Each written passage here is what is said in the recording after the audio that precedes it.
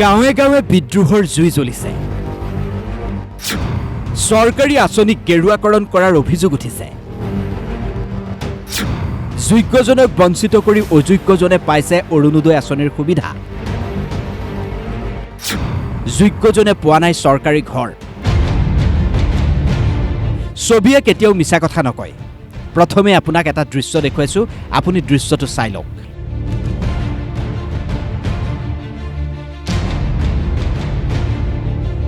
এই ঘৰটোৰ গৰাকীয়ে চৰকাৰী এটা ঘৰ পাব নালাগেনে? এই ঘৰটো দেখাৰ পিছত আপুনি ক'বনে প্ৰকৃত হিতাধিকাৰীয়ে চৰকাৰী ঘৰৰ সুবিধা পাইছে?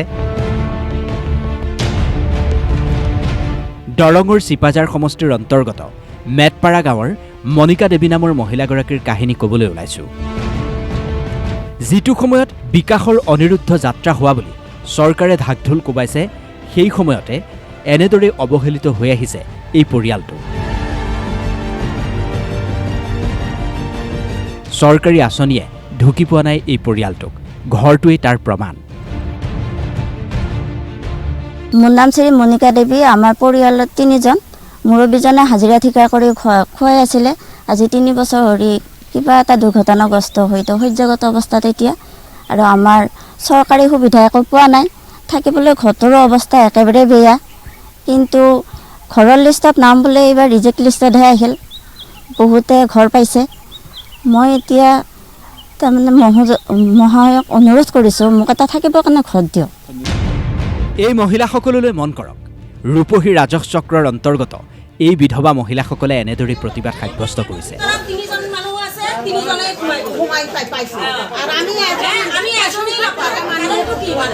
অৰুণোদয় আঁচনিৰ পৰা নাম কৰ্তন হোৱাৰ পিছত কান্দি কান্দি বিধৱা মহিলাসকলৰ মুখ্যমন্ত্ৰীলৈ কাটৰ আহ্বান, আমাক অৰুণোদয়ৰ সুবিধা দিয়ক। বিজেপিৰ বুথ সমিতিৰ কাৰ্যকৰ্তাই হিতাধিকাৰীসকলৰ নাম কৰ্তন কৰাৰ অভিযোগ উঠিছে। অৰুণোদয় আঁচনিৰ পৰা বঞ্চিত এই মহিলাসকল ৰূপহী ৰাজহ চক্ৰ কাৰ্যালয়লৈ ওলাই আহি এনেদৰে মুখ্যমন্ত্ৰীলৈ আহ্বান জনাইছে। আপুনি ইমান দিনে অৰুণোদয় পাই আছিলে আঁচনি, এবাৰ কাটি দিলে।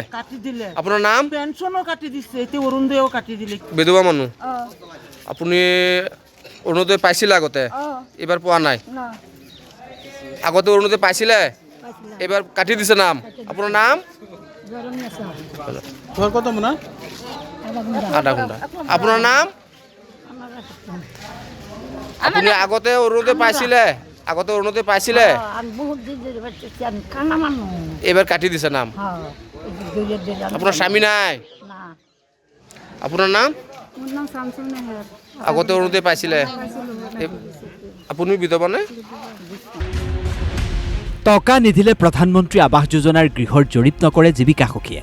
বিজেপিৰ একাংশ কাৰ্যকৰ্তাই প্ৰধানমন্ত্ৰী আৱাস যোজনাৰ নামত ধন লৈ থৈছে। এই অভিযোগ কোনো হিতাধিকাৰীৰ নহয়। স্বয়ং বিজেপি নেতা মুজিবুৰ ৰহমানে চৰকাৰী আঁচনিৰ নামত কেনেদৰে লুণ্ঠন চলিছে সেই কথা ৰাজহুৱাকৈ কৈছে। মই কৈ দিওঁ, এই আমাৰ যে জিঅ' টেকিং যে চলি আছে PMAG ঘৰৰ, বহুত জাগাৰ পৰা কমপ্লেইন আছে যে আমাৰ কাৰ্যকৰ্তাসকলে আগতে পইচা লৈ থৈছে, জীৱিকা সখীক টানি চুচুৰি সেইটো ঘৰত লৈ যায়। মোৰতো আগত কৰি দিয়ক। আৰু কিছুমান জীৱিকা সখীয়ে 500 টকাৰ তলত জিঅ' ফটো নামাৰে, জিঅ' টেক নকৰে। চব ৰেকৰ্ড হৈ আছে এইবিলাক। কিছুমানে অৰিজিনেল কাগজ পাতি উঠাই লৈ আহিছে যে টকাটো দি পাছত কাগজটো আনিম।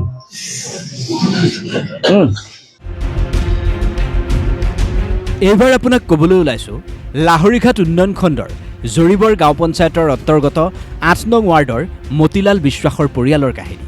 মতিলাল বিশ্বাসৰ একমাত্ৰ পুত্ৰ সন্তান আশানন্দ বিশ্বাস বিশেষভাৱে সক্ষম। পিতৃ মাতৃয়ে কৰে দিন হাজিৰা, কিন্তু চৰকাৰী আঁচনিৰ পৰা বঞ্চিত হৈ আহিছে এই পৰিয়ালটো। একমাত্ৰ ৰেচন কাৰ্ডখনৰ বাহিৰে চৰকাৰী ঘৰ, অৰুণোদয়, প্ৰধানমন্ত্ৰী উজ্জ্বলা আঁচনি একোৱেই সুবিধা পোৱা নাই এই দুৰ্ভগীয়া পৰিয়ালটোৱে। বিভাগক কিবা কাগজ পত্ৰ জমা দিছে? দিছো পঞ্চায়তত। কি কয় তেওঁলোকে? কি কয় মানে গ'লে কয় বোলে নাই, এতিয়ালৈকে ফৰ্ম অহা নাই, এইটোৱে কয়। অৰুণোদয় এতিয়াও পোৱা নাই? নাই। অৰুণোদয় পোৱা নাই, ল'ৰাটোৰ কাৰণে একো বস্তু পোৱা নাই।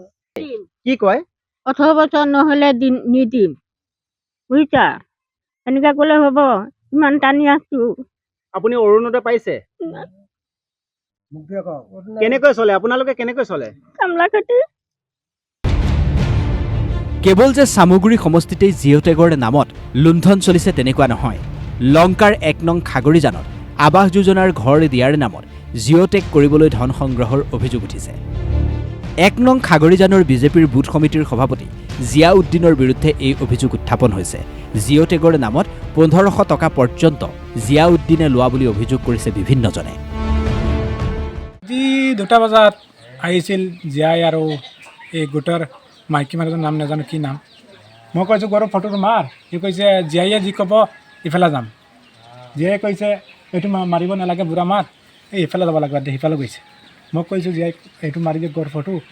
জীয়াই কৈছে বুঢ়া মাৰ গল লাগে নেকি, কৈ হাই খাই জীয়াই ইয়াত লাগিছে, লাগি গ'ল জীয়াই। জীয়াই কোন? জীয়াই বিজেপিৰ মেম্বাৰ। মোৰ পৰা আৰু টকা নিছে 1500 টকা। কিহৰ কাৰণে? গড়ৰ কাৰণে, গড় দিব। অৰুণোদয় আৰু 500 টকা, এই মোৰ বাইদেউৰ অৰুণোদয় 500 টকা নিছে। নি আৰু হাংগাম আহি কৈছে কি কৰিব পাৰে কৰি লওক। তাৰপৰা তাই ইয়াত ৰাখিছিলোঁ, যাই বাগি গ'ল। দৃশ্যবোৰ আমি আপোনাক দেখুৱালোঁ, আপুনিয়ে নিৰ্ণয় কৰকচোন।